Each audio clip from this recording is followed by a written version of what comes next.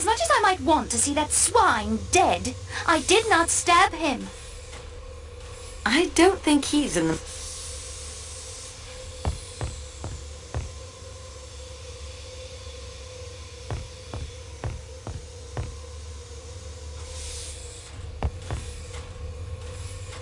Oh, please, Mish.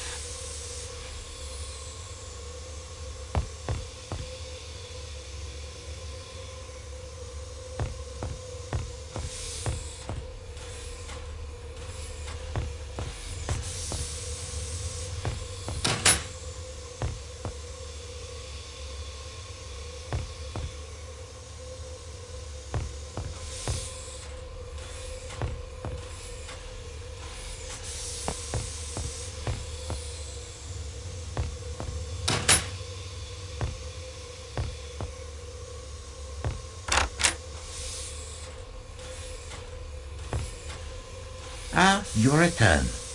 So is there more to report? It occurs to me in spite of everything that the murder may not have to do with the outside case at all. We have much evidence pointing to the existence of an outside ordeal betrayal. One who disguises himself and his stilettos to kill, then vanishes into the snow. What do you think? Or he could be out there in a frozen snowdrift or lying broken at the bottom of a rocky ravine. The body may never be found until the spring thaw. I enjoy the investigation, monsieur. I certainly do not enjoy the fact that a man has been killed. And that is everything I have discovered so far. We progress, mademoiselle. Let us see what we can learn. The postcard I found in Greta Olsen's suitcase tells a story. This card, it speaks to Poirot in many ways. Coney Island is, I think, on the Long Island of New York in America. A country she claims not to have visited. Mademoiselle Olsen does not send the postcard to Sweden as she perhaps intended, but saves it as a keepsake for herself. It is not a happy memory, this. A last brief moment in the sun for a family soon to be swept away by the storm.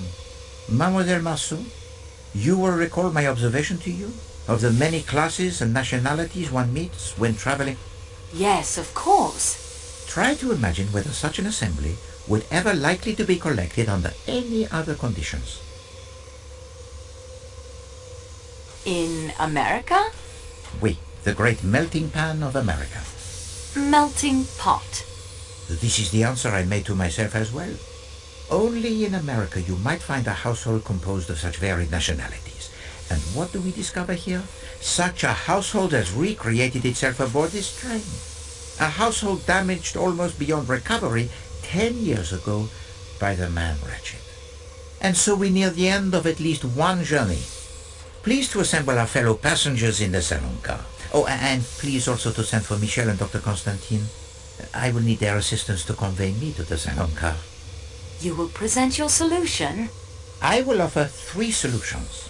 You, mademoiselle, will decide which of them will best serve justice. Eh bien, messieurs, we have before us a most delicate operation. Transferring the person of Poirot to the salon car, where the suspects, they are all assembled.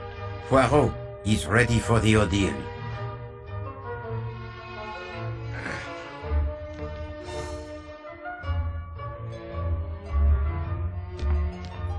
Marche!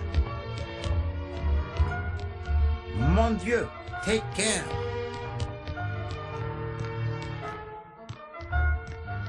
Beware of Greeks bearing gifts.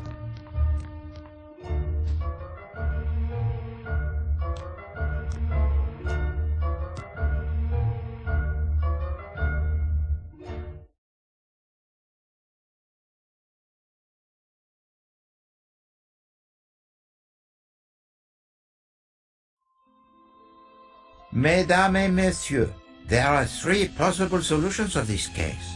There is the solution concocted for the benefit of the Yugoslavian police, who were expected to take up the investigation. A little play that was then embellished with several improvisations. When I, Hercule Poirot, unexpectedly appeared on the stage. And then there is a solution that reveals the most careful plotting of a truly brilliant mastermind.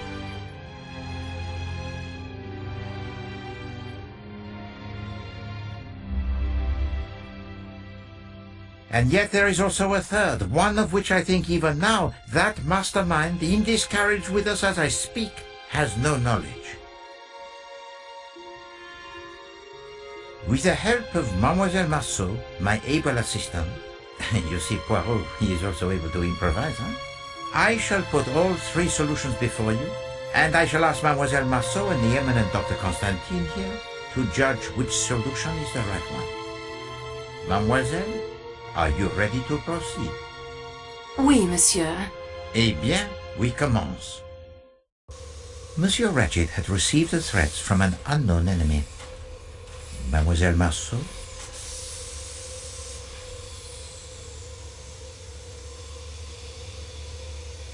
The tone of these letters suggests an enmity born in the American underworld, of which Monsieur Ratchet was once a part. A former colleague in one of his kidnapping schemes? Who knows? We have the evidence of a detective Monsieur Ratchet hired to protect him.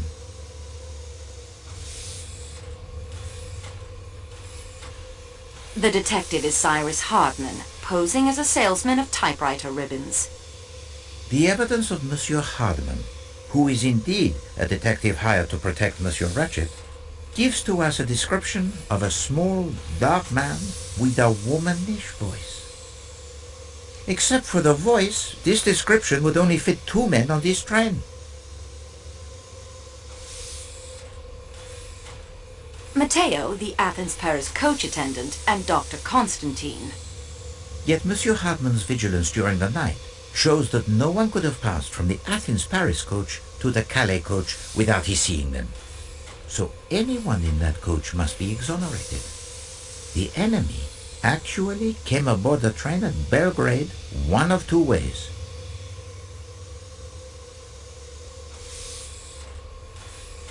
Through the door left unbolted by Monsieur McQueen. This enemy was disguised, leaving behind a button in Madame Hubbard's room when he used her connecting door. Mademoiselle, the disguise?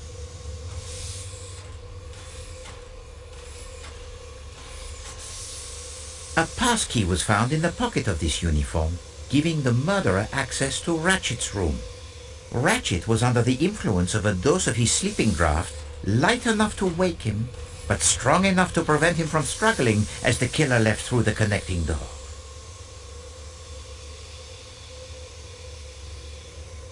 Masterman confirmed the dosage of the sleeping draught. Oui, he did. Well, the murder weapon is obvious. Mademoiselle?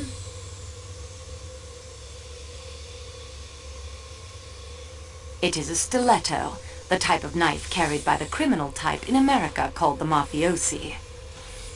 The killer planned to leave the train at the next station after committing his crime. Show to them the evidence supporting this, mademoiselle.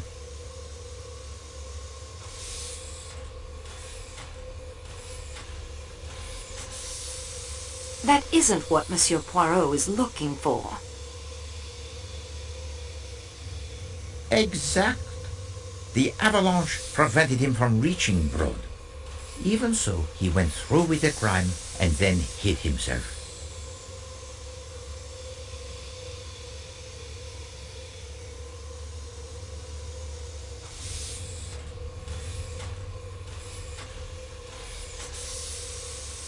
The killer hid in the baggage car inside Ratchet's crate. Can you really think that illustrates my point? The killer hid in a shepherd's hut on the mountain. At first, in the Athens-Paris coach, and then later it is in the hut. Mademoiselle found the uniform and the stiletto. But the killer had fled. He may have escaped down the mountain, or he may have come to his just reward somewhere out there in the snow. I think you will agree that we had followed the trail as easily as if we were tracking the footprints in the snow. Well, it is plausible. It certainly fits the most obvious set of facts. I applaud the mastermind who hides behind such an innocent face. The second solution asked more of the little Gressels, not only of Poirot, but those of Mademoiselle Marceau and Dr. Constantine as well. It was hidden most carefully. The unlikely accident of a means of communicating with the outside world a part filled most ably by my dear friend Barnaby, made the truth, or at least part of it, easier to uncover. But I flatter myself that enough clues were found right here on this train that such communications were almost always but collaborations of conclusions that I had already reached. So, mademoiselle, we will begin again. First, I will speak to you of time. When did Monsieur Ratchet meet his end? I suspect Mademoiselle Marceau has the theory.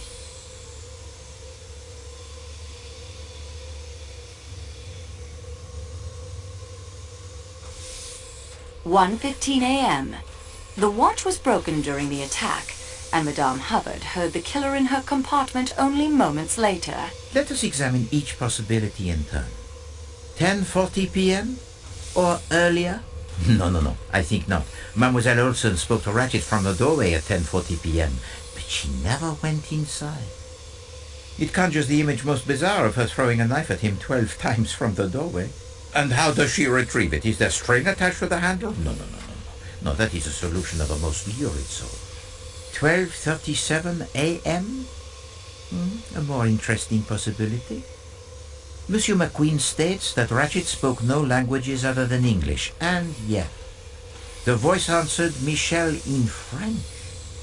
Still, I think this was simply a performance for the benefit of Poirot. One of the little improvisations. I was meant to see through it and say, no. Monsieur Ratchet, he was already dead by 12:37. He could not have cried out. The broken watch said 1:15.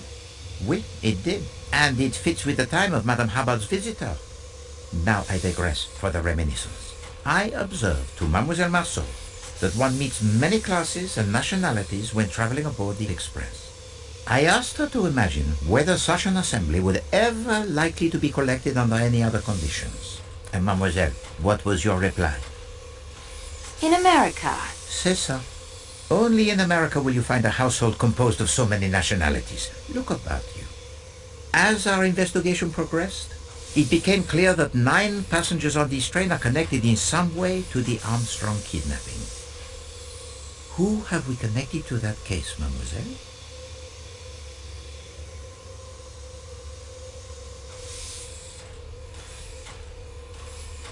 Countess Andrenyi, Colonel Arbuthnot, Mary Debenham, Princess Dragomirov, Antonio Foscarelli.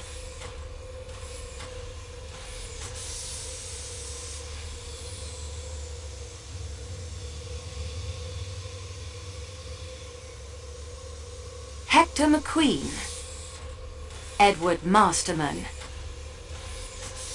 Greta Olson, Hildegard Schmidt. None of the above. Précisément. These 4 alone, amongst the occupants of the Calais coach, would appear to have no direct connection with the Armstrong case. Yet I was struck by the curious coincidence that everyone in the Calais coach had an alibi. And these alibis are sometimes corroborated even by those not connected to the Armstrong affair.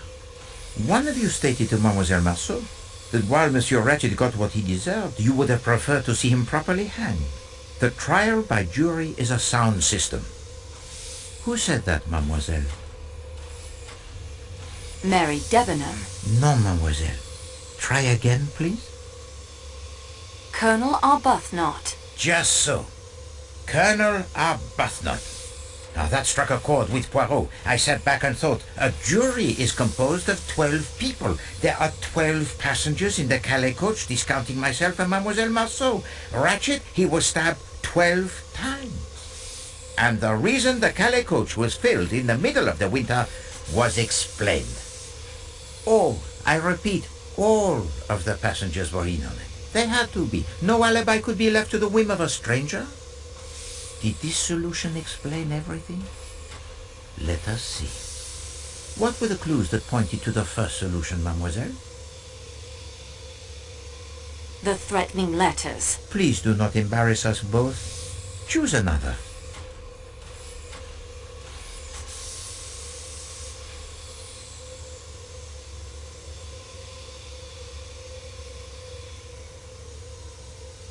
All of these clues agree with the first solution. Oui. And now, of course, my attention focused on Monsieur Hartmann. for he, the apparent outsider, had provided a key element in this artificial solution of an unknown enemy. How to explain his complicity?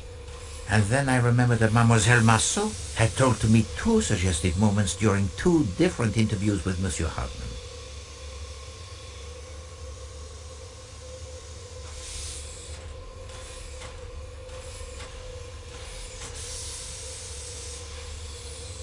When he said the snow was bright. Mais oui, the snow has not been very bright today.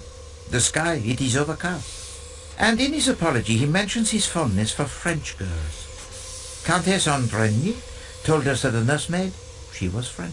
Her name was Suzanne. Our young friend Barnaby Lewis confirms via the ham radio that her full name was Suzanne Ferrier, and that she was born near Paris. So, it is not so much a leap, I think, to wonder if perhaps the man from New York and the French girl working there might not have formed the attachment. I've been a detective for almost 20 years, Monsieur Poirot, but I'm in admiration of you. Yeah, Suzanne and I were going to ask her uncle if we could get hitched. He was her guardian. And the kidnapping and everything. It was too much for her. Her uncle, monsieur? And his name? Oh, jeez, I can't say I remember. A detective for almost 20 years? And you never even knew the name of your fiancé's guardian? No, probably got it written down somewhere back in New York. Enough of this foolishness. I can guess his name right now, and so I expect can Mademoiselle Marceau. Antonio Foscarelli. Mademoiselle, I realize you have many clues to it. Pierre Michel. No, mademoiselle. Try again.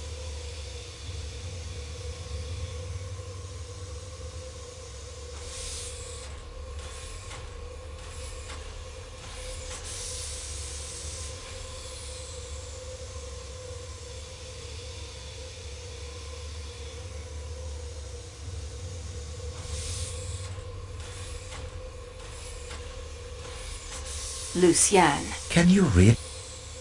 Monsieur Ferrier. The picture in your valise. It is that of you, your sister, and her daughter Suzanne? Oui, monsieur.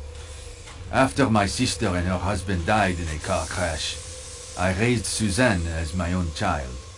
And so, that leaves only one. Me? If your tenant is one of your killers, Mr. Poirot, that makes you 12. You don't need me. No, madame. I have come to the odd conclusion that the person who has taken no part in the crime is the one who would be considered most likely to do so. I refer to Countess Andrigny. Her husband swore on his honor she did not leave her room last night.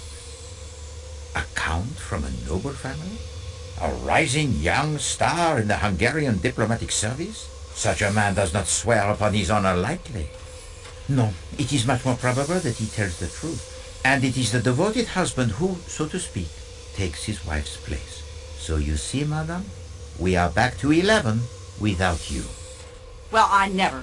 Wait until my daughter hears about this. Why not tell her now? She is sitting there right beside you, Madame Arden. You are the instigator, or the director, I should say, of this entire performance. You, who Mademoiselle Debenham so rightly called the strongest character among us. And there you have it. Does this second solution explain everything? Let us see. Mademoiselle Marceau, what was the real murder weapon?